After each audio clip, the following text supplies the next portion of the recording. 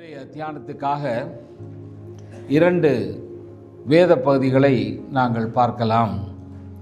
ஒன்று சங்கீதம் 92:13 வசனமும், இரண்டாவது எபேசியர் 6 அதிகாரம் 13 வசனத்தையும் நாங்கள் பார்க்கலாம்.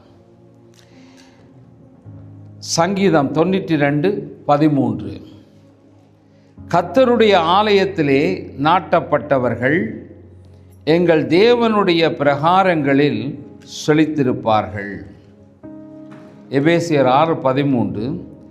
ஆகையால் தீங்கு நாளிலே அவைகளை நீங்கள் எதிர்க்கவும் சகலத்தையும் செய்து முடித்தவர்களாய் நிற்கவும் திராணி உள்ளவர்களாகும் படிக்கு தேவனுடைய சர்வாயுத வர்க்கத்தையும் எடுத்துக்கொள்ளுங்கள். இந்த 2 வேத பகுதியிலும் இருந்து இன்று நாங்கள் கர்த்தருடைய வார்த்தையை தியானிக்கப் போகிறோம். முதலாவதாக நாங்கள் பார்க்குற போது இந்த சங்கீத புஸ்தகத்திலே 92:13 கர்த்தருடைய ஆலயத்திலே நாட்டப்பட்டவர்கள் எங்கள் தேவனுடைய பிரகாரங்களில் செழித்திருப்பார்கள். இந்த தேவனுடைய ஆலயத்தில் நாட்டப்பட்டவர்கள் யார்? தேவனுடைய ஆலயத்தில் நாட்டப்பட்டவர்கள்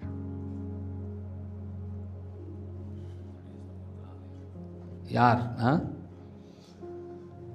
யார் தேவனுடைய சமூகத்தில் நாட்டப்பட்டவர்கள்? நாங்கள். சரி, நாங்கள் தான். இப்போ நாங்கள் நாட்டப்பட்டிருக்கிறோமா என்ற கேள்வியை இப்போ உங்கள்கிட்ட திருப்பி கேட்டால், நாங்களாம் நாட்டப்பட்டவர்கள், ஆனால் நாங்கள் நாட்டப்பட்டிருக்கிறோமா என்று கேட்டால் எங்களுடைய பதில் என்னவாக இருக்கும்?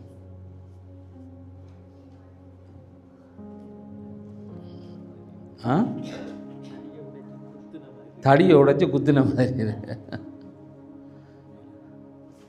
இப்போ நாட்டப்பட்டால் என்ன நடக்க வேணும்?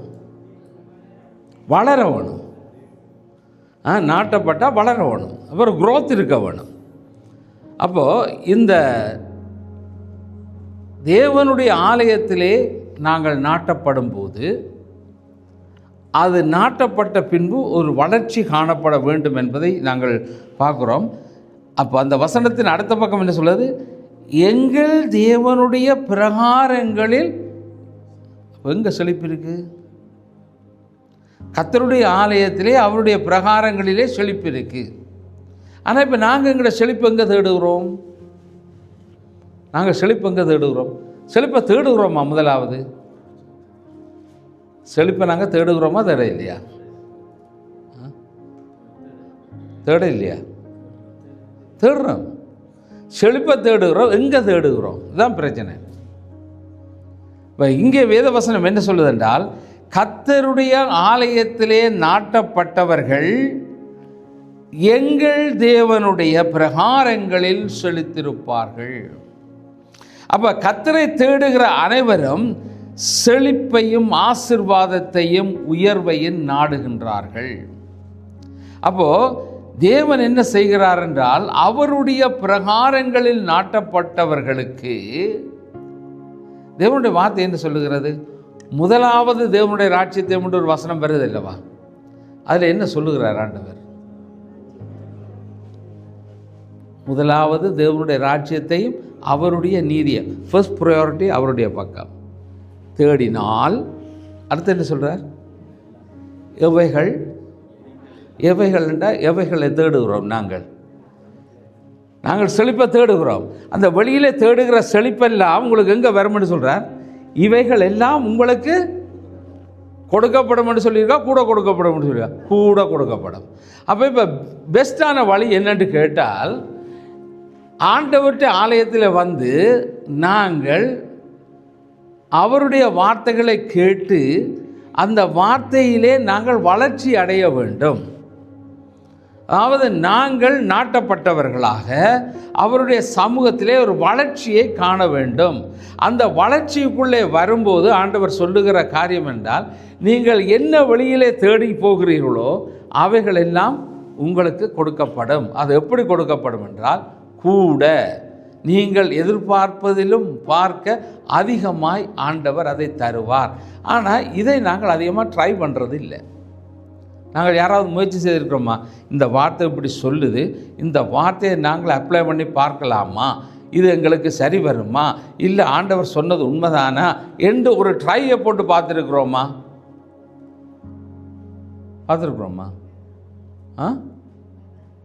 இல்லை, உண்மை சரி, ஆண்டவர் சொல்கிறார், நாங்கள் ட்ரை பண்ணியிருக்கிறோம்னா கேள்வி. ஆண்டவர் அப்படி தானே சொல்கிறார், ப்ராமிஸ் பண்ணுறார். அப்போ செய்ய வேண்டியது யார்? நாங்கள். அப்போது இன்றைக்கு நாங்கள் அந்த முயற்சியை நாங்கள் செய்யாமல் நாங்கள் எப்படி இப்போ செய்கிறோம்னு கேட்டால், நாங்கள் நாட்டப்பட்ட இடத்திலே இருந்து அடிக்கடி பிடுங்கப்படுகிறோம். சரிதானே? இப்போ இந்த வேத வசனத்தில் நீங்கள் பார்க்கும்போது, கர்த்தருடைய ஆலயத்தில் நாட்டப்பட்டவர்கள் எங்கள் தேவனுடைய பிரகாரங்களிலே செழித்திருப்பார்கள். அப்போ கர்த்தரை தேடுகிற ஒவ்வொருத்தருக்கும் செழிப்பு இருக்கிறது, உயர்ச்சி இருக்கிறது, ஆசீர்வாதம் இருக்கிறது. அதை ஆண்டவர் செய்கிறவராய் இருக்கிறார். ஆனால் அதில் பெரும்பான்மையான மக்கள் என்ன செய்கிறார்கள்? ஆலயத்தில் நாட்டப்படுவதற்கு தங்களை விட்டு கொடுப்பதில்லை. ஆலயத்தில் நாட்டப்படுவதற்கு தங்களை விட்டு கொடுக்காததினாலே, இப்போ வேதத்தை நாங்கள் பார்க்கும்போது, அந்த வேதம் ஆலயத்துக்கு வருபவர்கள் செழிப்பார்கள் என்று ஒரு இடத்திலும் எழுதப்படவில்லை. இந்த வசனம் தெளிவாக சொல்லுது என்னென்றால், ஆலயத்துக்கு வருகிறவர்கள் செழிப்பார்கள் என்று ஒரு இடத்திலாவது சொல்ல இல்லை. சரியா? ஆனால் மாறாக என்ன சொல்லப்படுகிறன்னா, நாட்டப்பட்டவர்கள் செழிப்பார்கள் என்று தான் வேதம் சொல்லுகிறது. அப்போ நாட்டப்படுதல் என்பது சபைக்கு வருகை தருவது அல்ல. அப்போ நிகழ்ச்சிகளில் பங்கேற்பது மாத்திரமும் நாங்கள் ஒரு காரியத்திலே நாங்கள் சபைக்கு போய் சபையிலே இந்த காரியத்தை செலிப்ரேட் பண்ணினோம் என்று சொல்வது அல்ல. அல்லது சபையிலே தன்னை உறுதியாக இணைத்து கொண்டு அதன் சகல ஊழியங்களிலும் தங்களை அர்ப்பணித்து தங்களுடைய கழுத்தை கொடுத்து செயல்படுத்துகிற அந்த ஒரு அர்ப்பணிப்பு. அப்போ அப்படியான ஒரு பண்பு எங்களுக்குள்ளே காணப்பட வேண்டும். கர்த்தருடைய வார்த்தையை கேட்டு வளர்ச்சி உடுகிற நாங்கள் கர்த்தருடைய வார்த்தைக்கு கீழ்ப்படிந்து செயல்பட்டுகிற மக்களாய் நாங்கள் மாற்றப்பட வேண்டியது அவசியம். ஆகவே இன்றைக்கு நாங்கள் ஒரு வீட்டில் ஒரு செடியை நடுகிறோம்னு வைத்துக்கொள்ளுங்க. அந்த செடியை வச்சா நீங்கள் என்ன பண்ணுறீங்க? வளர்கிறதுக்கு தண்ணி ஊற்றுறீங்க. அப்போ தண்ணி மட்டும் ஊற்றுனா போதுமா? வளருமா? அது வளரும். ஆனால் அதுக்கு ஒரு பயன் கிடைக்க வேண்டும் என்று சொன்னால் அடுத்து நீங்கள் என்ன செய்கிறோம்? அதுக்கான ஒரு உணவு அல்லது ஒரு உரம், அது எது ஒரு ஃபர்டிலைசர் ஒன்று போடப்படுகிறது. அப்போ அது எதற்காக ஃபர்டிலைசர் போடுகிறோம் என்று கேட்டால், அந்த செடி வளர வேண்டும். அது எப்படி வளர வேண்டும்? தண்ணி ஊற்றினா வளரும். ஆனால் ஏன் நாங்கள் இந்த ஃபர்டிலைசர் போடுகிறோம்?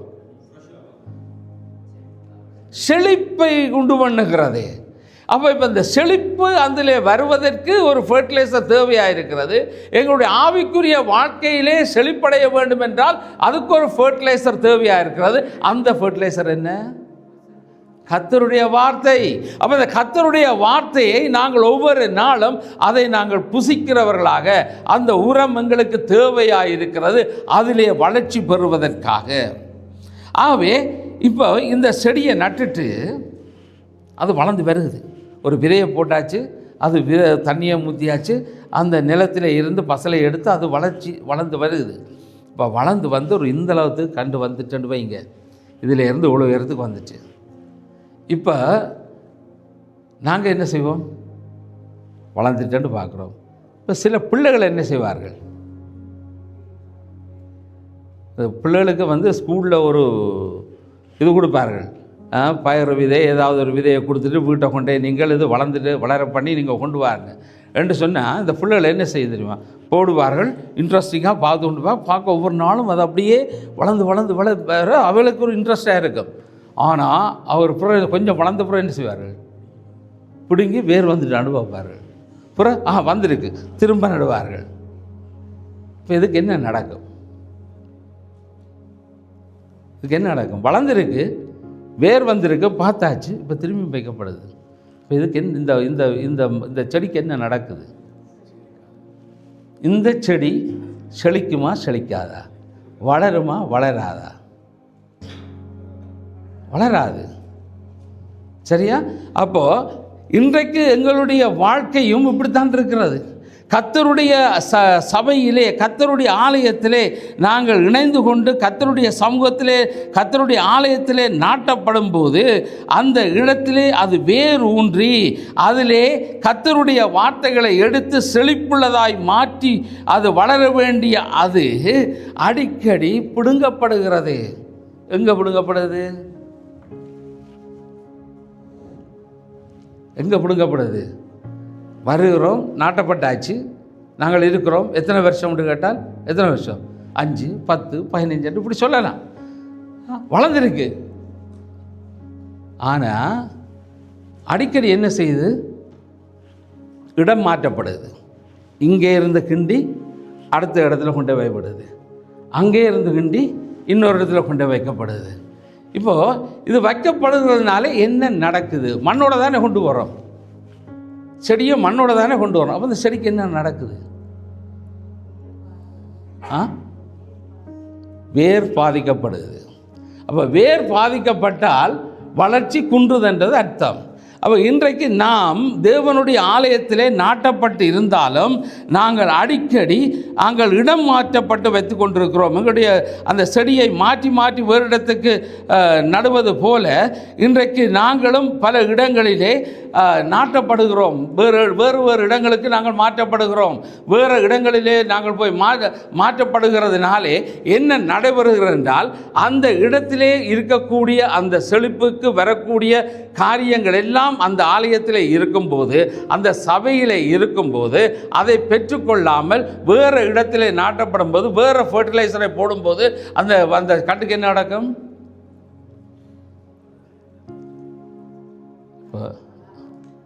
ஒரு தாக்கம் உண்டாது. இப்போ இந்த தாக்கம் வருகிறது என்பதை நாங்கள் உணராமல் பல வேளைகளிலே மாறி மாறி இன்றைக்கு நாங்கள் நடப்படுகிறவர்களாய் இருந்தால் அது எங்களுடைய ஆவிக்குரிய வாழ்க்கையிலே பாதிப்பை கொண்டு வரும். ஆகவே ஒரே இடத்தில் நடப்பட்டிருந்தால் தான் அதனுடைய வேர் ஆழமாய் போய் அதற்கு தேவையான நீரையும் அதற்கு தேவையான ஊட்டச்சத்தையும் அது பெற்றுக்கொள்ள முடியும். அதே போல தான் ஆவிக்குரிய செழிப்பு தேவனுடைய வீட்டில் நடப்பட்டிருக்கும் போது தான் அது உருவாகும். அப்போ ஒரு இடத்திலே நாட்டப்பட்டால் மாத்திரம், ஒரே இடத்துல இருந்தால் மாத்திரம்தான் அது போஷாக்குள்ளதாக இருக்க முடியும். இப்போ எங்களுடைய அநேகமான தாட்ஸ் அப்படி இருக்கு, எங்களுடைய எண்ணங்கள் எப்படி இருக்கும்? இப்போ நாங்கள் ஒரு இடத்துல நாட்டப்பட்டிருக்கிறோம். இப்போ எங்களுக்கு ஃபர்டிலைசர் தேவைன்னு சொல்லி நாங்கள் என்ன செய்கிறோம்? இல்லை, அதாவது நாங்கள் செடி, நாங்கள் மரம், சரியா? நாங்கள் ஒரு ஆலயத்தில் நாட்டப்பட்டிருக்கிறோம். இப்போ எங்களுக்கு என்ன தேவை? வளர்கிறதுக்கு ஃபர்டிலைசர் தேவை, தண்ணீர் தேவை, ஒரு உரம் தேவை. அந்த உரம் எங்கே இருந்து கிடைக்குது? தேவனுடைய வசனத்தின் மூலமாக இங்கே கிடைக்குது. இப்போ இங்கே கிடைக்கிற வசனத்தை வைத்து நாங்கள் வளர வேணும். இப்போ இதுதான் இந்த சத்தியம், அதுதான். இப்போ நாங்கள் என்ன பண்ணுறோம்டா, நாங்களாகவே பிடுங்கப்பட்டு நாங்களாகவே போய் இன்னொருத்தில் நட்டுட்டு எனக்கு கொஞ்சம் சப்ளை வேணும், எனக்கு கொஞ்சம் உரம் வேணும், ஏன்னாட்டா இங்கே உரம் இல்லை, இங்கே இருக்கிற உரம் நல்லா இருக்குது, விட்றோம். இதனால் என்ன நடக்கிறது கேட்டால் என்ன நடக்குது? இப்போ இந்த நிலத்தில் உண்டான மரத்தை கொண்டு போய் இன்னொரு இடத்துல நாட்டிட்டு அதில் ஒரு உரத்தை போட்டால் என்ன நடக்கும்? வளர்ச்சி இருக்கா? இருக்காது, குரோத் இருக்காது.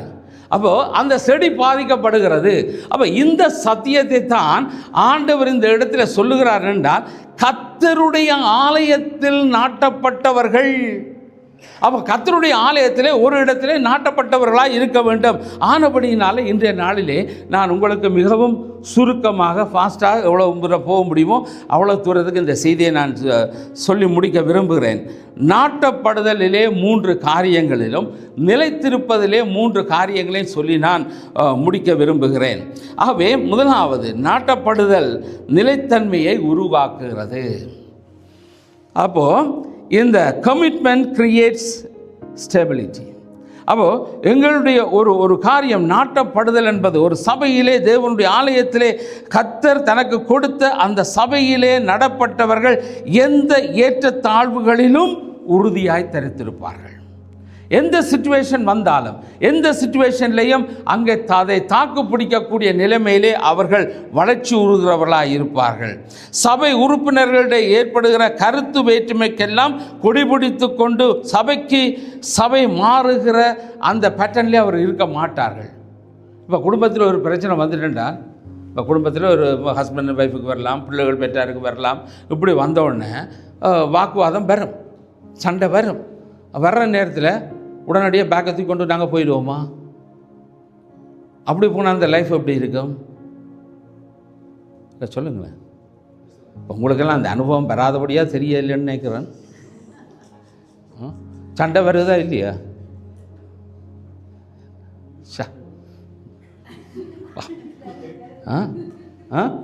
வருது. வந்தோடனே யாராவது பட்டி தூக்கி கொண்டு போயிருக்கிறோமா? இல்லை. சுனோண்டபடியாக போக மாட்டோம். அப்போ இன்றைக்கி நாங்கள் என்ன செய்கிறோம் என்றால், அங்கே நின்று என்ன செய்கிறோம்? வாழுகிறோம், தாக்கு பிடிக்கிறோம், அதை மேனேஜ் பண்ணுகிறோம், ஓவர் கம் பண்ணுகிறோம், ஸ்டேபிளாக நிற்கிறோம். அடுத்த நாளைக்கு என்ன செய்கிறோம்? ஹாய் டார்லிங்ன்னு சொல்லிட்டு போகிற நிலைமைக்கு மாறுது. ஓ எஸ்ஸனோ. அப்போ அதுக்காக உடனடியாக போகலை. ஆனால் சபையன்ற உடனே எப்படி வருது? இனி நான் அந்த சபை பக்கம் நான் போக மாட்டேன். அவங்கள அப்போ இது என்னத்தை கொண்டு வருகிறேன்னு சொன்னால், நான் வேரோடு என்னையே நான் பிடுங்கிக் கொள்ளுகிறேன். ஸோ இது அல்ல சத்தியம். அப்போ வேதம் சொல்லுகிற சத்தியத்தை நாங்கள் பார்க்கும்போது அங்கே நாங்கள் கர்த்தருக்காக நிலை நிற்கிறவர்களாய், கர்த்தருடைய சத்தியத்தில் நிலை நிற்கிறவர்களாய் மாற வேண்டும். சில இடங்களிலே இப்போ எல்லாரும் ஒரு மாதிரி இல்லை, 5 விரலும் ஒரு மாதிரி இல்லை, 5 வித்தியாசம்தான், ஒன்று கொண்டு வித்தியாசமாக தான் இருக்கும் கட்டாயம். சரியா? இப்போ சிலருடைய ஸ்டேட்டஸ் எப்படி இருக்குன்னு தெரியுமா? சிலருக்கு ஒரு சுபாவம், இந்த எல்லாரை பற்றியும் கேட்பார். நீங்கள் எல்லாம் யார்? அருள்ராஜ், உமக்கு கல்யாணம் கட்டிட்டீரோ? பிள்ளைகள் இருக்கோ? எத்தனை? ஆம்பளையோ பொம்பளையோ? உங்களோட பெஞ்சாதி எந்த ஊர்? பெஞ்சாதிக்கு யாரும் இல்லாமல் இருக்கிறாங்க? அப்பா இருக்கோ, அம்மா இருக்கோ, இல்லை சகோதரி இருக்கோ, இல்லை சகோதரன் இருக்கோ? இந்த விளவாரமெல்லாம் கேட்டு முடிச்சுட்டு கடைசியாக ஒரு இடத்துல போயிட்டு, உமக்கு தெரியுமே அருள்ராஜா கல்யாணம் கட்டின இடம் அந்த பொம்பளை. தேவையா இது தேவையா தேவையில்லையா? எல்லாத்தையும் கேட்டுட்டு அங்கால போய் என்ன சொல்கிறது? அப்போ இன்றைக்கு எங்கட வாழ்க்கையில் மனிதர்கள் எப்படி செயல்படுகிறார்கள் என்றால், ஒரு மனிதனுடைய வாழ்க்கையை பிடுங்கி விடுவதற்கு, வேறு விடாமல் போவதற்கு ஏற்ற விதமாய் பல காரியங்களை மனிதர்கள் பேசுகிறவர்களாக இருக்கிறார்கள். அப்படிப்பட்ட ஆட்களுக்கு என்ன செய்யணும்? நாங்கள் பட்டியை தூக்கிட்டு போகிறதா? நாங்கள் பிடுங்கப்பட்டு போகணுமா? இல்லை. அங்கே இருந்து நாங்கள் வளர்ச்சி அடைந்து தேவனுடைய செழிப்பை பெறுகிறவர்களாய் காணப்படணும். அப்போ தான் அவர்களுக்கு தெரியும், இவர்கள் நாட்டப்பட்டிருக்கிறார்கள். அவர்கள் வேற பிடுங்க பார்க்கிறார்கள், ஆனால் நாங்களோ அதில் நிலைத்திருக்கிறவர்களாய் மாற வேண்டியது அவசியமாக இருக்கிறது. அவை சபையினுடைய கடினமான காலங்கள் வரும். ஒரு சபையிலே கடினமான சிச்சுவேஷன்ஸ் சபைக்கு வரும், போதவருக்கு வரலாம், சபையை சார்ந்தவருக்கு வரலாம். இப்படியான நேரங்கள் வருகிற போது அவர்கள் அப்படிப்பட்ட நேரங்களிலே தேவ ஊழியக்காரனோடு சார்ந்து நிற்கிறவர்களாக இருக்க வேண்டும். அந்த ஊழியக்காரனை அவர்கள் அறிந்தவர்களாக இருக்க வேண்டும். பல ஆண்டுகளாக இருந்திருக்கலாம். என்னுடைய வாழ்க்கை அனுபவத்தில் நான் சொல்கிறதில் நான் கூச்சப்படவே இல்லை. இந்த மிசிசாகா பட்டணத்தில் தேவனுடைய ஊழியத்தை கட்டி எழுப்பியவர் இங்கே இருக்கிறார்கள். ஆரம்ப காலத்தில் இருந்தவர்கள் இங்கேயும் இருக்கிறார்கள். சரியா? அப்போது போதகருக்கு ஒரு சிச்சுவேஷன் மாறினது. அந்த போதகருக்கு அவரை யாருன்றதை அவர்களே புரிந்து கொள்ளவில்லை. துக்கம், எனக்கு துக்கம். ஏன் தெரியுமா? இத்தனை வருஷம் எங்களோட கூட இருந்தும் இந்த போதகர் யார், எப்படிப்பட்டவர் என்ற தெரியாமல் விரோதமாக எழும்பினார்கள். துக்கம். இப்போ காரணம் என்ன?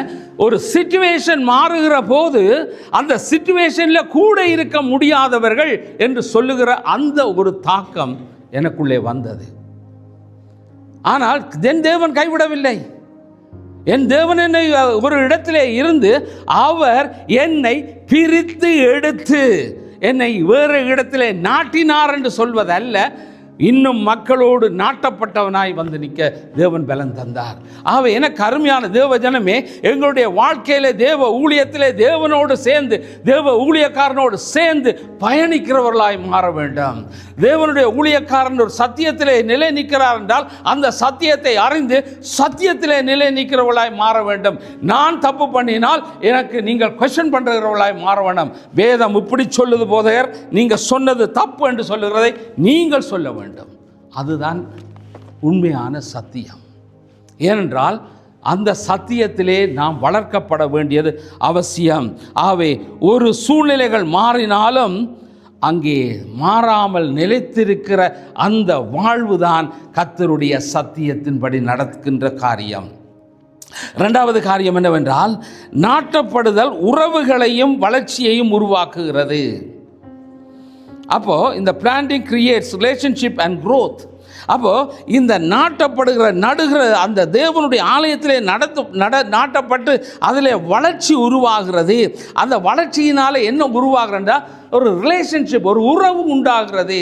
என்ன வகையான உறவு உண்டாகிறது?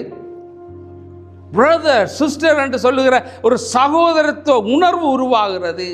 கர்த்தருக்குள்ளாக நாங்கள் எல்லாரும் சகோதர சகோதரிகள் என்று சொல்லப்படுகிற அந்த உறவுக்குள்ளே நாங்கள் வருகிறவர்களாக இருக்கிறோம். அப்போ தேவனுடைய வீட்டிலே நாட்டப்பட்டு இருப்பது என்பது ஒரு உறவு கட்டமைப்பாக இருக்கிறது. அந்த உறவு கட்டமைப்பு என்பது நம்முடைய வாழ்க்கையிலே அவசியமாக இருக்கிறது. இந்த உறவின் மூலமாக என்ன வருகிறது என்று கேட்டால், அங்கே அந்த ரிலேஷன்ஷிப்பின் மூலமாய் கர்த்தருக்குள்ளே இணைந்திருக்கிற கர்த்தருடைய பிள்ளைகள் ஒன்று சேர்ந்து வளருகிறவர்களாய் மாறுவார்கள். அங்கே பலதரப்பட்ட மனிதர்கள் இருந்தாலும் அவர்கள் எல்லாரும் கிறிஸ்துவுக்குள் ஒன்றான சகோதர சகோதரிகளாய் இருக்கிறதுனாலே அதிலே குறைவுள்ளவர்களும் இருப்பார்கள், நிறைவுள்ளவர்களும் இருப்பார்கள். எப்படிப்பட்ட பலதரப்பட்டவர்கள் இருக்கிறார்கள். அனைவருடனும் இணைந்து பயணிப்பது தான் நமக்கு உபயோகமான தெய்வீக உறவுகளை உண்டு பண்ணுகிறது. ஆகவே அது மாத்திரமல்ல, ஒருவரால் ஒருவர் பெற்றுக்கொள்ளுகிற ஆவிக்குரிய உறவு, அது எங்களுடைய ஆவிக்குரிய வளர்ச்சி, ஸ்பிரிச்சுவல் குரோத்தை எங்களை அதிகமாய் வளர பண்ணும். என்ன நடக்கிறேன்னு கேட்டால், இப்போ நாங்கள் ஒரு ஆளோடு நாங்கள் பேசும்போது, ஒரு சகோதரன் சகோதரியோடு நாங்கள் பேசும்போது, சிஸ்டர் நான் என்னுடைய வாழ்க்கையில் கொஞ்சம் இப்படியான சில ஸ்ட்ரகிள்ஸ் இருக்குது, அல்லது இப்படியான சில பிரச்சனைகளை நான் ஃபேஸ் பண்ணுகிறேன், எனக்காக நீங்கள் ஜெபம் பண்ணுங்கள். அவங்க உடனே ஜெபம் பண்ணும்போது அதில் உண்டாகிறது என்ன? என்னுடைய பாரத்துக்காக, என்னுடைய தேவைக்காக, என்னுடைய அந்த காரியத்துக்காக இன்னொருவர் பரிதபித்து எனக்காக ஜெபிக்கிற அந்த ஜெபம், அது எங்களுடைய வாழ்க்கையில் ஒரு விடுதலையை கொண்டு வரும். ஆகவே அது எங்களுடைய உறவையும் பலப்படுத்துகிறது. அப்போ ஒருவரோடு ஒருவர் ஜெபிக்கிற அந்த பண்புங்களிடத்தில் உருவாக வேண்டும். இன்றைக்கு நாங்கள் ஃபோன் எடுத்தால் என்னெல்லாம் கேட்போம்? தேவையற்ற பல விஷயத்தெல்லாம் காய்ச்சிட்டு ஓகே தேங்க்யூ வெரி மச், ஃபோனை வச்சாச்சு, அவ்வளோத்தோடு முடிஞ்சிடுது. அப்போது இன்றைக்கு நாங்கள் ஒருவரோடு பேசும்போது அவருடைய தேவை, அவருடைய மனதின் பாரம் என்ன என்று அறிந்தால் அவரோட ஒரு நிமிடமாவது நீங்கள் ஜெபித்து விட்டு நீங்கள் வைக்கும்போது அந்த தேவைப்பட்டவருடைய இருதயத்திலே உங்கள் மூலமாய் தேவன் பேசுகிறார். நாங்கள் பேசல, தேவன் பேசுகிறார்.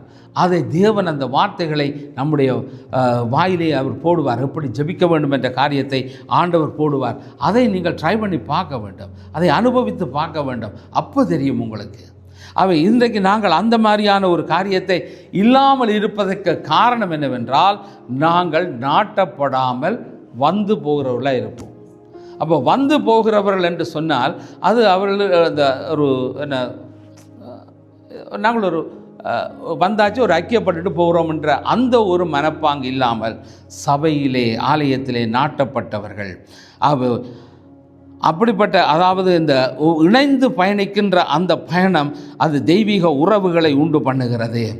அது மாத்திரமல்லாமல் ஒருவரில் ஒருவர் பெற்றுக்கொள்ளுகிற ஆவிக்குரிய உறவினாலே அது வளரத் தொடங்குகிறது. ஒரு ஆளுக்கு ஒரு ஆள் அந்த வேத வசனங்கள் மூலமாய் ஒருவரோடு ஒருவர் பேசும்போது அவருக்கும் ஆவிக்குரிய வளர்ச்சி உருவாகிறது. அப்படியான ஒரு காரியத்தை நாங்கள் செய்ய வேண்டியது அவசியம். அந்த கர்த்தருடைய ஆலயத்திலே நாட்டப்பட்டால் அங்கே என்ன இருக்கும் என்று சொல்லி பார்த்தால், அங்கே போதனை உண்டு, மேய்ச்சல் உண்டு, ஆலோசனை உண்டு, ஊக்கம் உண்டு, கண்காணிப்பு உண்டு, மற்றும் அதோடு சேர்த்து கண்டிப்பும் உண்டு.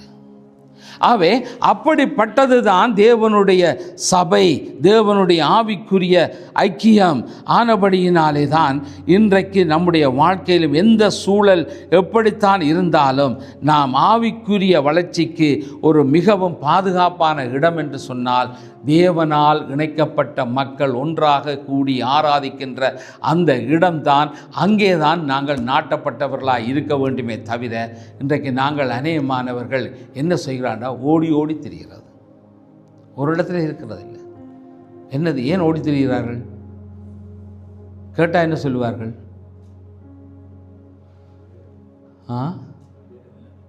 இல்லை, வேலை இல்லை. அங்கே பிரிச்சா வார்த்தை இல்லை. வார்த்தை எங்கே இருக்குது? மற்ற பைபிளில் இருக்குது. அப்போ இன்றைக்கு நாங்கள் என்ன செய்கிறோம்னா, நாங்கள் அப்படி ஒரு கற்பனையில் நாங்கள் வாழ்ந்து கொண்டிருக்கிறோம். இப்போ நான் ஒரு காரியத்தை நான் சொல்லுகிறேன், நான் முந்தையும் சொல்லியிருக்கிறேன். அன்னாள் எல்கானா இவர்களை பார்த்துருக்கீங்க. அவளுக்கு பிள்ளை இல்லை, ஆலயத்துக்கு போனாள். எங்கேருந்து போனாள்? மலை தேசத்திலேருந்து போனார்ன்னு சொல்லப்பட்டிருக்கு. வருஷந்தோறும் அவள் போன சர்ச் எப்படிப்பட்ட சர்ச்? அங்கே போதுகிறாரு மிஸ்டர் ஏலி. ஏலிக்கு ஆம்பளை பிள்ளைகள் இருக்குது. ஆம்பளை பிள்ளைகள் எப்படிப்பட்ட பிள்ளைகள்? சர்ச்சுக்கு வர ஒரு பொம்பளை பிள்ளையும் விட்டதில்லை. அப்படிப்பட்ட பிள்ளை தான் அவற்ற பிள்ளை. இப்போ இந்த சர்ச்சை பார்த்தா எப்படி எங்களுக்கு தோன்றுது? நீங்கள் யாராவது போவீங்களா அந்த சர்ச்சுக்கு? இல்லை, சொல்லுங்களேன். நான் இது பழைய ஏற்பாடில் வேதத்தில் இங்கே இல்லை. தயவுசெய்து அப்படி யோசிச்சேன். இது பழைய ஏற்பாடில் முந்தி நடந்தது. அப்படிப்பட்ட ஒரு சர்ச்சாக இருந்தால் நாங்கள் என்ன செய்திருப்போம்? இப்போ நாங்கள் போக மாட்டோம். ஏன் போக மாட்டோம்? பிள்ளைகளை சரியாக வளர்க்க தெரியாது. அப்போ அவற்றை பிள்ளை நடத்துகிற சர்ச்சுக்கு நாங்கள் போகணுமோ என்ற கேள்வி வருதா இல்லையா? ஆனால் அவங்க போனாங்க. அரை பார்க்க போனாங்க, கத்தரை பார்க்க போனாங்க. கண்டிப்பு இல்லாத தகப்பன், தவறான முறையில் நடக்கிற பிள்ளைகள். ஆனாலும் அந்த ஆலயத்துக்கு அவர்கள் போனார்கள் என்றால் கத்தரை மட்டும்தான் பார்த்தார்கள். போதகரை பார்க்கல, பிள்ளைகளையும் பார்க்கல.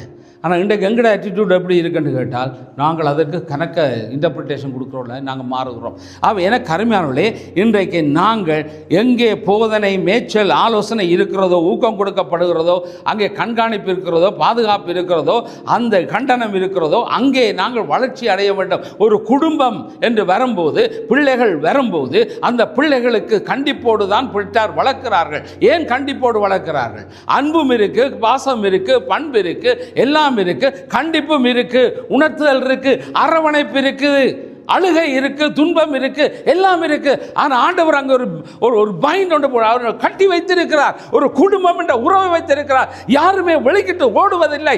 அந்த குடும்பத்துக்குள்ளே இருந்து உறவை பலப்படுத்துகிறது போல தேவனுடைய சபை கட்டப்பட வேண்டும். அதுதான் ஆண்டவர் சொல்லுகிற காரியம். ஆகவே இன்று நம்முடைய வாழ்க்கை எப்படி இருக்கிறது என்பதை நாங்கள் சிந்தித்துக் கொள்ள வேண்டும்.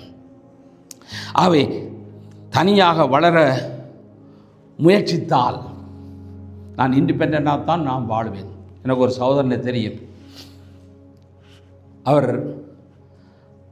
அவர்கிட்ட கேட்டேன், என்ன பிரதர், நீங்கள் சர்ச் பக்கம் எல்லாம் ஒருக்கா வந்தீங்க, அப்புறம் இப்போ நீங்கள் உங்களை சர்ச்சிலேயே காண்றே இல்லை அப்படின்ட்டு கேட்டபோது அவர் சொன்னார் என்கிட்ட ஒரு வார்த்தை, சர்ச் ஒன்றும் சரியில்லை, சர்ச் ஒன்றும் சரியில்லை. ஆனபடியால் நான் ஞாயிற்றுக்கிழமையில் நான் காலையில் இருந்து மாலை வரையும் டிவியை போட்டு எல்லா பிரசங்கமும் நான் கேட்குறேன். எல்லா பிரசங்கமும் நான் கேட்குறேன். என்னோட நான் இப்போ செல்ஃபாக வளர்கிறேன். இப்போ எத்தனை உரம் போட்டுட்டார் பாண்டே, காலையிலேருந்து இரவு வரைக்கும் டிஃப்ரெண்ட்டான உரங்களெல்லாம் போட்டாச்சு. இப்போ போட்டோன்னே இப்போ குரோத் அங்கே இருக்குது. அப்போ அவர்கிட்ட வாழ்க்கையை நாங்கள் பார்க்கின்ற போது, நான் அதை கவனித்து பார்த்தபோது, அவர் எல்லாம் செய்கிறார். இப்போ சர்ச்சை விட்டாச்சு, எல்லாத்தையும் விட்டாச்சு, டிவியில் மட்டும்தான் அவர் பார்க்குறார். அப்போ அவருக்கும் சபைக்கும் அந்த மற்ற மக்களுக்கும் எந்த விதமான தொடர்புமே இல்லாத ஒரு வாழ்க்கை, வளரவே இல்லை, வளர்ச்சி இல்லை. அவை அப்படிப்பட்ட ஒரு நிலையான வாழ்க்கை அல்ல. எங்களுடைய வாழ்க்கையில் நாங்கள் தனிப்பட்டவர்களாக அல்ல, ஆண்டவருக்குள்ளே நாங்கள் வாழுகிறவர்களாக இருக்க வேண்டும். மூன்றாவது காரியம், நடப்படுதல் என்பது பலனையும் செழிப்பையும் கொண்டு வருகிறது. ஆகவே இந்த நாட்டப்படுதலினாலே நாட்டப்பட்டவர்கள் செழிப்பார்கள் என்று வேதவசனம் சொல்லுகிறது. ஆகவே இது கர்த்தருடைய வாக்குத்தத்தமாக இருக்கிறது. இந்த செழிப்பு என்பது வெறும் பணம் சம்பந்தப்பட்டது அல்ல. இந்த செழிப்பென்று சொல்லப்படுவது, இன்றைக்கு நாங்கள் செழிப்பென்றா எதை நாங்கள் யோசிக்கிறோம்? சொத்து, சுகம், பணம், இதில் தான் செழிப்பென்று நாங்கள் யோசிக்கிறோம். அது இல்லை. வேதத்தில் சொல்லப்படுகிற செழிப்பு அது வித்தியாசமானது. ஆகவே மாறாக ஆவிக்குரிய வளர்ச்சி, குணாதிசயத்தில் வளர்ச்சி, ஊழிய தரிசனம், உண்மையான நிம்மதி, மனநிறைவான வாழ்க்கை, இவையற்றை உள்ளடக்கினது தான் இந்த செழிப்பு. சரி, இந்த செழிப்பு உள்ளுக்கு வந்தால் என்ன நடக்கும்? இப்போ நான் சொல்லக்கூடிய ஒன்று ஆவிக்குரிய வளர்ச்சி, ஸ்பிரிச்சுவல் க்ரோத். சரியா? இப்படி வந்துட்டு அது வருது. இப்போ எங்களோட குணாதிசயம் மாறுது. எதனால்? கர்த்தருடைய வார்த்தை கேட்க கேட்க எங்களுக்குள்ளே இருக்கிற குணாதிசயங்கள் மாறி நல்ல குணாதிசயங்கள் வர ஆரம்பிக்குது. அதன் மூலம் அது மட்டுமல்ல, ஊழியத்தின் தரிசனம், அதாவது ஒரு சர்ச் என்று சொல்லி வரும்போது போதகர் மட்டுமல்ல, சபையார் எல்லாரும் சேர்ந்து ஒரு சபையை வளர்ப்பதற்கு தேவனுடைய தரிசனம் என்ன என்கின்ற அந்த ஃபோக்கஸில் எல்லாரும் சேர்ந்து பார்ப்பது. அப்போ அந்த ஒரு தரிசனம் வர வேண்டும். அடுத்தது, எங்களுக்கு உண்மையான நிம்மதி. இன்னைக்கு எங்களுடைய வாழ்க்கையில் ஒரு உண்மையான நிம்மதி இருக்கா என்று கேட்டால் அது உண்மை இல்லையான்னு தெரியாது. ஆனால் நிம்மதி இருக்கிற மாதிரியும் இருக்குது, ஆனால் இல்லாத மாதிரியும் இருக்குது. இப்போ இன்னும் அது அப்போ ஒரு பாசிட்டிவான பக்கத்தை காண முடியாமல் பல வேளைகளில் இருக்கும். மனநிறைவான வாழ்க்கை.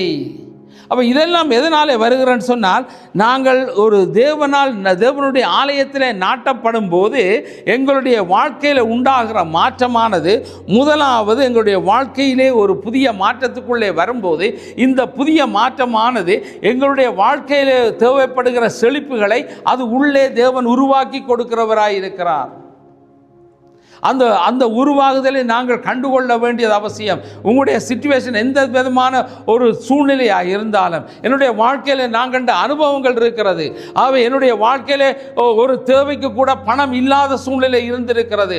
அந்த பணம் இல்லாத சூழ்நிலை இருக்கிற போது நான் என்ன செய்யலாம், இது இத்தனை டேட் வந்து விட்டது, கட்ட வேண்டுமே என்று சொல்லி நினைத்திருக்கிற போது மெயில் பாக்ஸை தூக்கி திறந்து பார்த்தால் அங்கு ஒரு செக் இருக்கு. அது என்னுடைய பேருக்கு வந்திருக்கிறது. எதிர்பாராத நேரத்திலே வந்த ஒரு காரியம், அதுவும் அரசாங்கத்திலே இருந்து வரப்பட்டது. ஆகவே அது எது தேவையோ அந்த தேவையான அளவுக்கு தான் அதுவும் வந்தது. அதை விட எக்ஸ்ட்ரா தரவும் இல்லை ஆண்டவர். ஆனால் அந்த நேரத்தில் ஆண்டவர் நிறைவை தருகிறார். அதுதான் அந்த சந்தோஷம். ஆனால் அந்த நிறைவுக்குள்ளே உண்டாகிற அந்த சந்தோஷமும் ஆண்டவரை மகிமைப்படுத்துவதும் என்பது அதுதான் அந்த தேவனுடைய நாமத்தை மகிமைப்படுத்துவதும் அதிலே வளர்கின்ற வளர்ச்சியுமாய் இருக்கிறது. ஆகவே எனக்கு அருமையான தேவஜனமே, இன்று எங்களுடைய வாழ்க்கையிலே அப்படிப்பட்ட ஒரு செழிப்பை தேவன் நமக்கு கொண்டருவார். ஆகவே நாட்டப்படுகிறவர்களுக்கு அல்லது நாட்டப்பட்டவர்களுக்கு பருவம் முக்கியமில்லை. பருவம் என்றால் என்ன? ஏஜ் முக்கியமில்லை. எந்த ஏஜாகவும் இருக்கலாம். சின்ன பிள்ளையாக இருக்கலாம், நடுத்தரமாக இருக்கலாம், 60-70 தாண்டினாக்கலாம் இருக்கலாம். அதை பற்றி எதுவுமே கிடையாது. ஆனால் நாட்டப்பட வேண்டும். அது வெயிலாக இருந்தாலும் மழையாக இருந்தாலும் சரி, அவர்கள் என்ன செய்வார்கள்? தொடர்ந்து பலன் கொடுத்து கொண்டே இருப்பார்கள். ஏனெனில் அவர்கள் சரியான இடத்திலே நாட்டப்பட்டிருக்கிறபடியினாலே அது நடைபெறுகிறது. தேவனுடைய வீட்டிலே நாட்டப்படுதல் என்பது ஒரு நிகழ்ச்சி கிடையாது, ஒரு தீர்மானம். அந்த தீர்மானிக்கும் போது அது எனக்கு வசதியா, எனக்கு பிடித்திருக்கிறதா என்ற கேள்வி எழும்பக்கூடாது. தெளிவாக நான் சொல்லுகிறேன். நாங்கள் ஒரு டிசிஷன் மேக் பண்ணுவதாக இருந்தால், தேவனுடைய வீட்டிலே நாங்கள் நாட்டப்படுவது, அதை குறித்து ஒரு தீர்மானம் எடுக்கிறதா இருந்தால், என்ற வசதியை பார்த்தல்ல, எனக்கு பிடித்திருக்கிறதா என்ற அந்த கேள்வியும் வரக்கூடாது. தேவன் என்னை நாட்ட விரும்பும் சபை எது என்பதுதான் கேள்வியாக வரணும். எது வரணும்?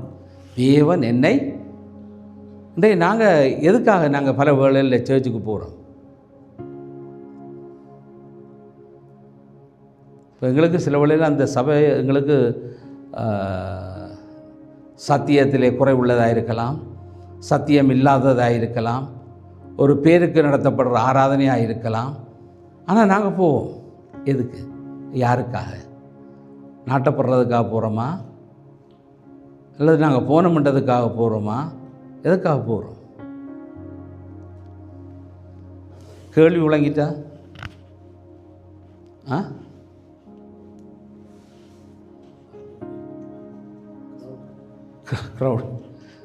க்ரௌடு இருக்குதோ இல்லையோ அது வேறு பிரச்சனை. பல இடத்துல நாங்கள் எதுக்கு போகிறோம்னு கேட்டால், சரி போகாட்டி அவர் கோவிப்பார். அவருக்காக இவருக்காக அல்ல, அவருக்காக போகணும், அவருக்காக வாழணும், அவருடைய சத்தியத்தின்படி நிற்க வேணும். அதுதான் உண்மையான தேவனுடைய சபை, தேவனை ஆராதிக்கிற இடம். தேவன் அங்கே தான் உங்களை நாட்டி இருக்கிறார். அங்கே இருந்தால் வளர்ச்சி பெற வேண்டும். இன்னாருக்காக அன்னாருக்காக என்று சொல்லி போகிறதல்ல, கர்த்தருடைய வார்த்தையில் நிற்கிற அந்த பலன் வேண்டும். எங்களுக்கு அந்த சத்தியத்தில் நிற்க வேண்டும். யார் என்ன சொன்னாலும் எனக்கு அதை பற்றி கவலை இல்லை. என் தேவன், அவருக்காக நான் வாழ்வேன், அவருடைய சத்தியத்தில் நான் நிற்பேன். அந்த சத்தியம் எனக்கு வேணும். அதுதான் எனக்கு வளர்ச்சி, அதுதான் எனக்கு செழிப்பு என்று அங்கே நாட்டப்படுகிறவர்களாய் காணப்பட வேண்டும். அவன் நான் சபைக்கு செல்லுகிறவன் என்று அல்ல, நான் சபையிலே நாட்டப்பட்டவன் என்று சொல்லி அறிக்கையிடுகிறவர்களாய் நாங்கள் மாற வேண்டும். தேவ ஊழியரோடு இணைந்து ஊழியத்திலே தங்களுடைய பங்களிப்பை, பங்களிப்பு என்று சொல்லல, கழுத்தை, அந்த நுகத்தை, அந்த மாரத்தை ஏற்றுக்கொள்ளுகிறவர்களாய் மாற வேண்டும். நான் ஒரு கேள்வி கேட்க போகிறேன், நீங்கள் பதில் சொல்லணும். சரியா? இந்த சர்ச் யார்கிட்ட? இந்த சர்ச் யாருடையது?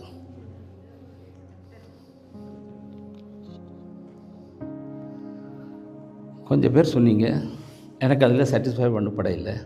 இன்னும் திருப்பி கேட்குறேன், இந்த சபை யாருடையது? பதில் நான் சொல்கிறேன். பிறகு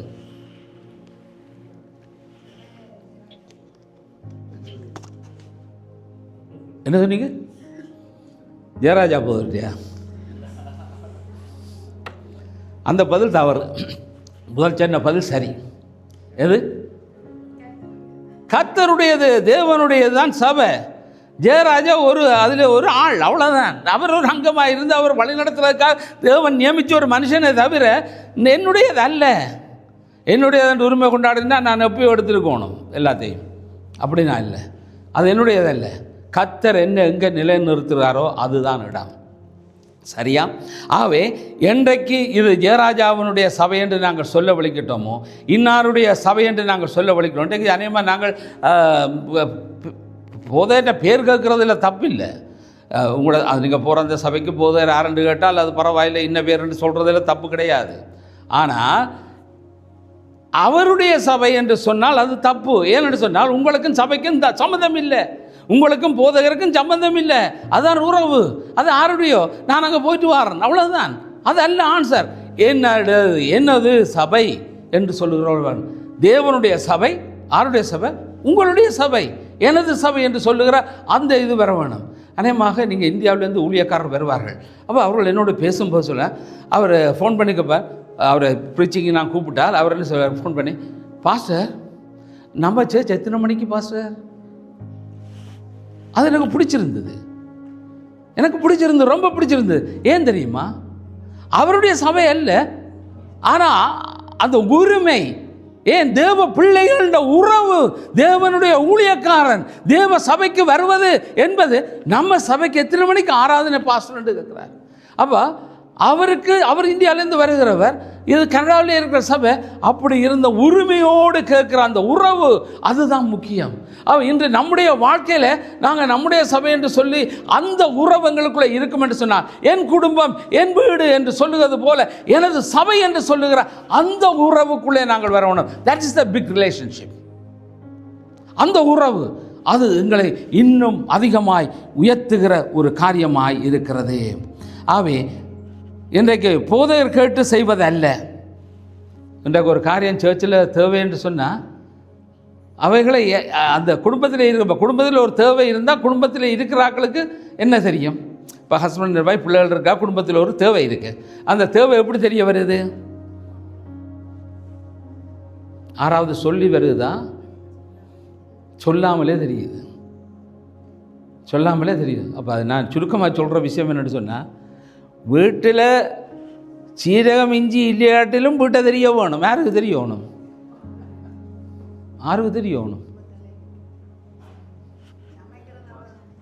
சமைக்கிறவ அவவா இருந்தாலும் சரி, இல்லை அவராக இருந்தாலும் சரி, வாங்கிறது வேறு ஆளாக இருந்தாலும் சரி, வீட்டில் ஒன்று முடிஞ்சால் யாருக்கு தெரிஞ்சிருக்கணும்? 2 பேருக்கும் தெரிஞ்சிருக்கணும். கொஞ்சம் சிக்கல் தான். செழிப்பு வேறு பக்கத்தில் இருக்கன்ற அர்த்தம். அதாவது நான் சொல்ல வர்ற சுருக்கமான விஷயம் என்னென்னு சொன்னால், ஒரு குடும்பத்தில் என்ன இருக்குன்னு தெரிய வருகிறதோ அதே போல தான் நம்முடைய சபையிலும் என்ன இருக்கிறதோ, என்ன தேவை என்பதை அனுமானிக்கிற அந்த அந்த அந்த உறவுக்குள்ளே சேர்ந்து இருக்கிற அந்த பண்பு இருக்க வேண்டும். அப்போ கர்த்தருடைய வீட்டிலே உண்மையாய் நடப்பட்டு இருக்கிறேனா அல்லது வெறுமனே வருகை தருபவர்களாக மாத்திரம் இருக்கிறேனா என்பதை நாங்கள் சிந்தித்து பார்க்க வேண்டியது அவசியம். இது நாட்டப்படுகிறதிலே உள்ள காரியம். நான் நிலைத்திருக்கிறதை குறித்து நான் சுருக்கமாக முடித்து விடுகிறேன். இந்த வசனம் சொல்லுகிறது, எபேசியர் 6:13 சொல்லுகிறது, ஆகையால் தீங்கு நாளிலே அவைகளை நீங்கள் எதிர்க்கவும் சகலத்தை செய்து முடிக்கிறவர்களாய் நிற்கவும் திராணி உள்ளவர்களாகும்படிக்கு தேவனுடைய சர்வாயுத வர்க்கத்தையும் எடுத்து கொள்ளுங்கள். இப்போ ஆங்கில வேதாகமத்திலே நியூ லிவிங் டிரான்ஸ்லேஷனில் நீங்கள் பார்க்கும்போது அங்கே சொல்லப்படுகிறது, then after the battle you will still be standing firm. அதாவது போராட்டத்துக்கு பின் நீங்கள் நிலைத்திருக்கிறவர்களாய் இருப்பீர்கள். அப்போ ஒரு போராட்டம் வருகிறது வாழ்க்கையில், ஒரு ஷேக் உருவாகிறது, ஒரு அசைக்கப்படுகிற ஒரு சூழ்நிலை உருவாகிறது.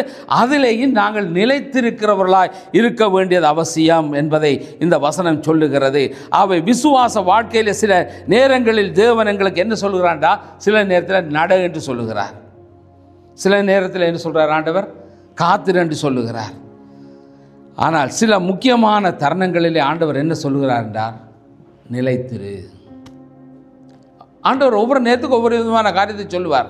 அப்போ நட என்று சொன்னால் நடக்க வேணும், காத்திருக்க சொன்னால் காத்திருக்க வேண்டும், நிலைத்திருக்க வேண்டும், நிலைத்திருக்க வேண்டும். இப்போ கூடின விதங்களிலே வேதத்தில் நீங்கள் பார்க்கும்போது நிலைத்திருங்கள் நிலைத்திருங்கள் நிலைத்திருங்கள் என்று சொல்கிற பகுதிகளை நீங்கள் ஏராளமாக பார்க்கலாம். சரியா? காத்திருக்கிறது எங்கே சொல்கிறார்? கர்த்தருடைய சமூகத்திலே காத்திரு காத்திரு காத்திருன்னு சொல்லுகிறார். தேவன் நட என்று சொல்லுகிற இடங்கள் இருக்கிறது, நடக்காது என்று சொல்லுகிற இடத்துல இருக்கிறார், இருக்காது என்று சொல்லுகிற இடங்கள் இருக்கிறது. அவைகளை நாங்கள் சரியாக புரிந்து கொள்ள வேண்டியது அவசியமாக இருக்கிறது. ஆகவே நாங்கள் நிலைத்திருக்கிறது என்பது ஒரு எளிதான விஷயங்கள் அல்ல. ஆகவே நாங்கள் ஜபிக்கிறவர்களாக இருக்கலாம், நாங்கள் ஜபித்து கொண்டு இருக்கலாம், கீழ்ப்படுகிற வாழ்க்கை இருக்கலாம், விசுவாச அடிகளை கூட நாங்கள் எடுத்திருக்கலாம். இது எங்களுடைய வாழ்க்கையாக இருக்கலாம். ஆனால் இன்னும் எந்த மாற்றமும் தெரியாமல் இருக்கக்கூடிய ஒரு சூழ்நிலை இருக்கிறதா என்று பார்க்க வேண்டும். நாங்கள் ஆண்டவர் எந்த விதமான மாற்றமும் இல்லை. அதாவது நாங்கள் ஜபிக்கலாம், வேதத்தை வாசிக்கலாம், எத்தனையோ காரியங்களை செய்யலாம், எங்களுக்குள்ளே ஏதாவது மாற்றம் வந்திருக்கிறதா?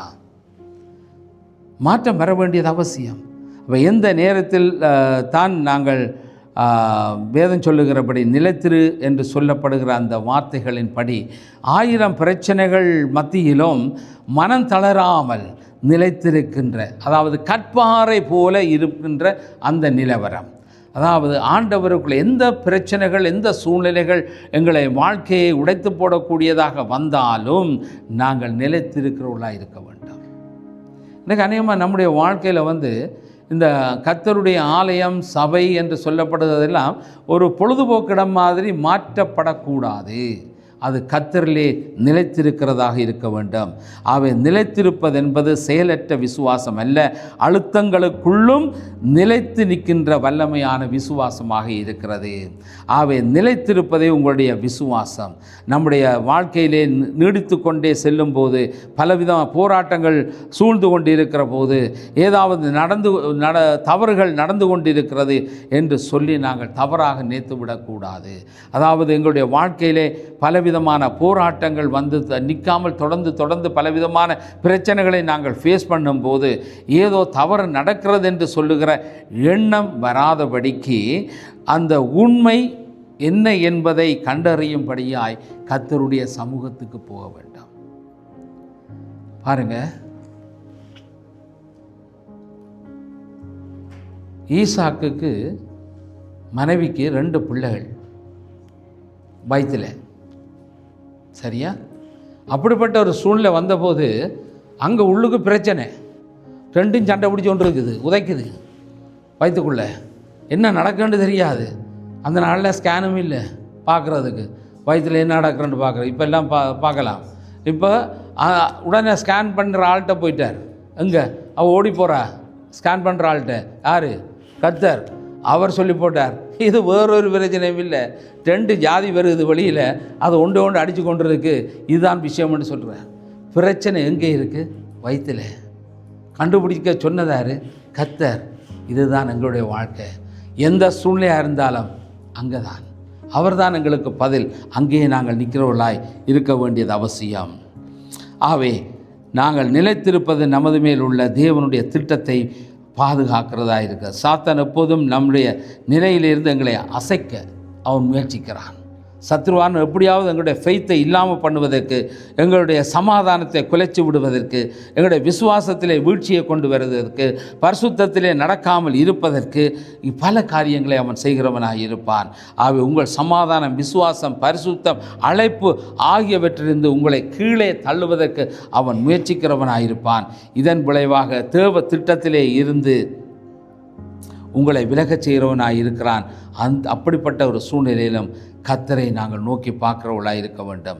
கானான் யாத்திரையிலே நாங்கள் பார்க்கும்போது இஸ்ரவேலிடம் அங்கே இதைத்தான் அங்கே செய்தான். பல குழப்பங்களை மக்கள் மத்தியிலே கொண்டு வந்தான். ஆனாலும் நிலைத்திருப்பதென்றால் பின்னடையாதிருக்கிற ஒரு நிலைமை, தோற்று போகாமல் சமரசம் செய்யாதிருக்கிற, அழுத்தத்துக்கு இடம் கொடுக்காதிருத்தல் என்பது நம்முடைய வாழ்க்கையில் இருக்க. சில இடங்களிலே நாங்கள் ஒப்புரவாகி சமாதானத்துக்கு போகக்கூடாது, சமரசம் பண்ண போகக்கூடாது. ஏன் சமரசம் பண்ணக்கூடாது? பாருங்கள், அதுக்கும் ஒரு காரியத்தை சொல்கிறேன். எல்லாம் நான் வேதத்தில் தான் சொல்கிறேன். ஜோஷுவா இஸ்ரவேல் ஜனங்களை கானானுக்குள்ளே கொண்டு போயிட்டார். மோசேக்கு அப்புறம் அவர் தான் வழிநடத்துகிறார். காலேப்பும் கூட்டிகிட்டு போயிட்டார். எல்லோரும் ஒன்றா போயாச்சு. உள்ளுக்குள்ளே போனால் இப்போ இவர்களுடைய பேட்டல், அதாவது எகிப்தில் இருந்து கானான் வரை உள்ள பயணத்தில் நிறைய சண்டை. வழியில் ஒவ்வொரு அரசாங்கர்கள் பிடித்தார்கள், சண்டை பிடிக்கிற நேரம் அவங்களையெல்லாம் வந்து கொண்டிருக்கிற போது இப்போ கானானுக்குள்ளே ஆண்டவர்னு சொல்லிட்டார், நீங்கள் கானானுக்குள்ளே போய் அங்கே ஏமோரியர் இருக்கிறாங்க, இப்படிப்பட்ட மக்கள் எல்லாம் இருக்கும், அவங்கள அங்கே வைக்காத, நீங்கள் எல்லாரையும் வெளியில் அனுப்பு என்று சொல்லிட்டார். அனுப்பிட்டு நீங்கள் அங்கே போய் இருங்கன்னு சொல்லியாச்சு. இப்போ இது இப்படியான சம்பவத்தை கேள்விப்பட்ட இன்னொரு கிபோனியர் என்று சொல்லக்கூடிய சாதி, அவர்களும் அங்கே தான் இருக்கிறார்கள். இவர்கள் புது ஆக்கள், இவர்களுக்கு தெரியாது, அந்த நாடே தெரியாது. அந்த பட்டணத்தை அந்த இதுக்குள்ளே வந்தபோது அவர்கள் பார்த்தார்கள், இவங்கள் எல்லாரையும் துரத்தி அனுப்பி போட்டு இவங்கள் கேப்சர் பண்ணிட்டாங்க, நாங்கள் இந்த இடத்தை விட்டு போகக்கூடாது என்று சொல்லி அவர்கள் என்ன செய்தார்கள், பக்கத்தில் இருந்து கொண்டு நல்ல பழைய மாதிரியான உடுப்பெல்லாம் போட்டு, நல்லா தூசி படிஞ்ச எல்லாம் போட்டு, ரொட்டியை உண்டாக்கி அது பூஞ்சனம் பிடிக்க பண்ணி, அங்கே காலுகளுக்கு சப்பாத்தெல்லாம் பழசெல்லாம் போட்டு இப்போ என்னண்டா வர்றாங்க. எப்படி வராங்க? நாங்கள் தூர தேசத்திலேருந்து வருகிறவர்கள் போல வந்து அங்கே அவர்களோடு பேசி, இப்போ நீங்கள் விலைக்கு போகக்கூடாது, எங்களை எல்லாம் ஒன்றும் செய்யக்கூடாது, எங்களை கொண்டு போடாதீங்கோ, எங்களுக்கு வேறு வழி இல்லை இப்படி என்றெல்லாம் சொன்ன உடனே இவர் விலகிட்டார். யார்? ஜோஷுவா. ஓகே, சரி, நீங்களும் நீங்கள் அப்படியே இருங்க, நாங்கள் உங்களுக்கு உபத்திரவம் தரமாட்டோம் என்று சொல்லி அந்த பூஞ்சனம் பிடிச்ச ரொட்டியில் ஒரு கொஞ்சத்தை எடுத்து அவரும் சாப்பிட்டு, நாங்கள் உங்களோட ஐக்கியம், நாங்கள் உங்களோட சமரசம் என்று சொல்லிட்டார். எல்லாம் முடிஞ்ச பிறகு என்ன நடந்தது? பார்த்தா அவங்க இந்த எல்லைக்கு பக்கத்தில் இருக்கிறாங்க, ஒன்றும் தூரத்தில் இல்லை. இன்றைக்கு சமரசம் பேச பலர் வேஷம் போட்டு வருவார்கள். எச்சரிக்கை, எச்சரிக்கை. இதைத்தான் வேதம் சொல்லுகிறது. நாங்கள் சில விஷயங்களிலே நாங்கள் எல்லாவற்றுக்கும் விட்டு கொடுப்பது அல்ல, ஆனால் நாங்கள் கர்த்தரிலே நாங்கள் நிலைத்திருக்கும் போதுதான் தேவன் நம்மை பின்னடைய செய்யாமல் அதிலே நிலை நிற்குவதற்கு அவர் நம்மை பாதுகாக்கிற தேவனாயிருக்கிறார். அவை நிலைத்திருப்பது தேவனுடைய நேரத்துக்கு காத்திருக்க செய்கிறது. அவை மூன்றாவது காரியம், நிலைத்திருப்பது என்பது சொல்லப்படுவது தேவனுடைய நேரத்துக்கு காத்திருப்பது. அவை எத்தனை தாமதமானாலும் மிக அமைதியாக காத்திருக்கின்ற செயல். அவை தேவன் தாமதிப்பது போல தோன்றினாலும் அவர் ஒருபோதும் தாமதிக்கிறவர் அல்ல, அவர் சரியான நேரத்திலே செய்கிறவராயிருக்கிறார். அவை நிலைத்திருப்பது என்பது தேவனுடைய நேரத்தை மதிப்பதாக இருக்கிறது. இப்போ ஒரு டைம் ஆண்டவருக்குரிய நேரம் என்றால் அந்த நேரத்தை நாங்கள் கனப்படுத்த வேண்டும். நாங்கள் எங்களோட வாழ்க்கையில் நாங்கள் நேரத்தை கனப்படுத்துகிறோமா இல்லையா? இப்போ வேலைக்கு 8 மணிக்கு வேலை என்றால் நாங்கள் எத்தனை மணிக்கு போவோம்? 9 மணிக்கு போவோமா? யாராவது 9 மணிக்கு போவோமா? நாங்கள் யாராவது இல்லை. ஏன் போக மாட்டோம்? 9 மணிக்கு ஒவ்வொரு முறையும் 9 மணிக்கே போய்கொண்டு வந்தால் வேலையில் அவர் என்ன செய்வார்கள்? உங்களுக்கு டைமை மாற்றி இவர் 9க்கு தான் வாரார், அப்போ நாங்கள் 9 மணிக்கு இவருக்கு டைமை மாற்றி கொடுத்து இவர் இங்கே 9 மணிக்கு வந்து வேலை செட்டு மட்டும் வைப்பார்களா? இல்லை, இல்லை. அப்போ எங்களோட கர்த்தருடைய நேரத்துக்கு நாம் கர்த்தருடைய சமூகத்தில் இருக்க வேணும். கர்த்தருடைய சமூகம் அவை கர்த்தரை ஆராதிக்கின்றது. கர்த்தருடைய நேரத்தை நாங்கள் மதிக்க வேணும். அந்த நேரத்திலே நம்முடைய குணம் உருவாகிறது. நாங்கள் அந்த கீழ்ப்படியும் போது கர்த்தருக்கான குணம் எங்களுக்குள்ளே உருவாகிறது, சுபாவம் மாறுகிறது, விசுவாசம் வலுப்படுகிறது மற்றும் அற்புதம் தயாராகிறது. இன்று தேவன் உங்களிடம் நிலைத்திரு, அமைதியாயிரு, காத்திரு, தைரியமாயிரு என்று சொல்லி ஆண்டவர் எங்களுக்கு சொல்லுகிறார். ஓடாதீர்கள், கைவிடாதீர்கள், சமரசம் செய்யாதீர்கள். நீங்கள் நிலைத்திருக்கும் போது தேவனுடைய காரியத்திலே தேவன் இறங்குகிறவராயிருக்கிறார். தேவன் செயலில்றவன். நீங்கள் ஓடாமல், கைவிடாமல், சமரசம் செய்யாமல் நீங்கள் நிலைத்திருக்கிற போது உங்களுடைய காரியத்தை தேவன் ஹேண்டில் பண்ண ஆரம்பிப்பார், தேவன் செயல்பட ஆரம்பிப்பார். அவர் எல்லாவற்றையும் நன்மையாய் செய்வார். அந்த காரியத்துக்கு நாங்கள் தேவனிடத்திலே இடம் கொடுப்போம். இன்று நாங்கள் கேட்ட இந்த சத்தியத்தின்படி நாங்கள் நிலைத்திருக்கும்படியாய் எங்களை கர்த்தரிடத்திலே ஒப்பு கொடுப்போம். நாட்டப்படுவதற்காய் ஒப்பு கொடுப்போம். செபிப்போம். அன்பின் பரலோக தகப்பனே, இன்று கேட்ட இந்த சத்திய வார்த்தைகளின்படியாய் நாங்கள் உம்முடைய ஆலயத்திலே நாட்டப்பட்டவர்கள் செழிப்பார்கள் என்று சொல்லுகிறபடி நாங்கள் நாட்டப்பட்டிருக்க நீர் எங்களுக்கு உதவி செய்யும். நாங்கள் நாட்டப்படாதபடிக்கு பல காரணங்களை வைத்திருக்கிறோம், பல விஷயங்களை நாங்கள் சொல்லிக்கொண்டிருக்கிறோம். ஆண்டவரே, அவைகள் சரியானதல்ல, தவறு என்பதை நாங்கள் புரிந்திருக்கிறோம். ஆண்டவரே, இன்று முதல் நாங்கள் உம்முடைய சபையிலே நாட்டப்பட்டவர்களாய், அதிலே நாங்கள் செழிப்புள்ளவர்களாய் வாழும்படி நீர் எங்களுக்கு உதவி செய்யும். நிலைத்திருக்கிறவர்களாய் இருக்க உதவி செய்யும். எங்களுடைய வழிகளை செவ்வை பண்ணும். இயேசு கிறிஸ்துவின் நாமத்தில் ஜெபங்கேற்கிறோம் நல்ல பிதாவே.